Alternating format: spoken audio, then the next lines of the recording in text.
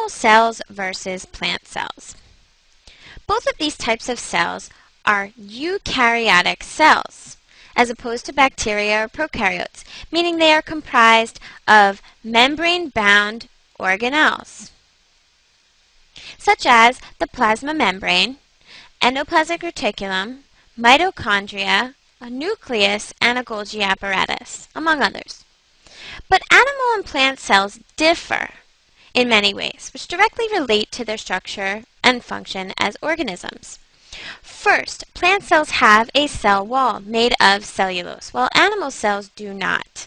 This is because the cell wall helps to maintain rigidity in plant cells who are struggling to survive.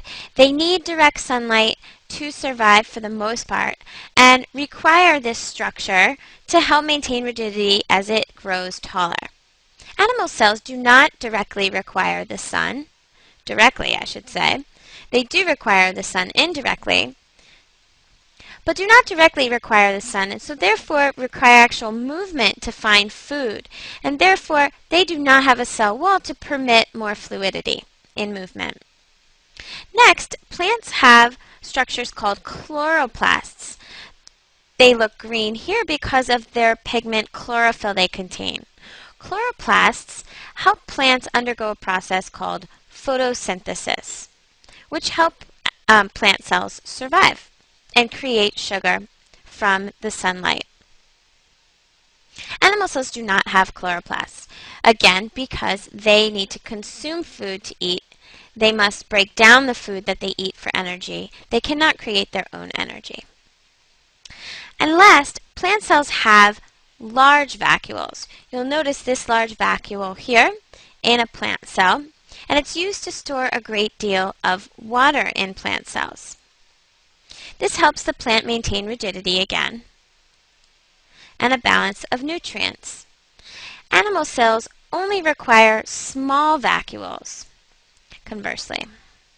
To help the animal cells out with cell division, they have what's called centrioles and centrosomes, and these cells also sometimes have cilia, these tiny hairs laying on the outside of the plasma membrane. They also sometimes have a flagellum to aid in movement, such as with sperm cells who need to move towards an ovum to reproduce, or for example in long columnar cells in the small intestine that have cilia to absorb nutrients. So many of these animal cells have what we call these hair-like structures to help in movement and in nutrient absorption, sensory detection, and things like that. So remember that the key differences in plant and animal cells are that plant cells have a cell wall, chloroplasts for photosynthesis, and large vacuoles to help it remain rigid, while animal cells do not. Hopefully you will also recall why. Take a closer look with a microscope and see for yourself.